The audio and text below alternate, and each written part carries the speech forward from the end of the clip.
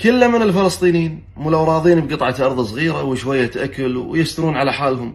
بلا الحال هذا هالمصايب كلها والسبة المقاومة كان راضين وساكتين ومشت الدنيا. هذا لأنك جبان.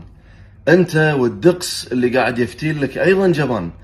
أنت عادي عندك يغتصبون أرضك، يشردونك، يعتقلون أهلك، أنت جبان، مو فارقة وياك. الجماعة في فلسطين عندهم رأي آخر مختلف تماما، ناس عايشة بعزة، ما ترضى بالهوان. هذا الشيء ما يطري على بالك، أنت ما تفكر فيه. كذلك لما تقول لي والله هم استعانوا بإيران، ليش جنابك ايش قدمت لهم؟ طيب أضرب لك مثال، احنا بالغزو استعنا بأشقاء وإخوان، كذلك استعنا في دول كانت وما زالت تحارب الإسلام علنا ونصبت المشانق للمسلمين.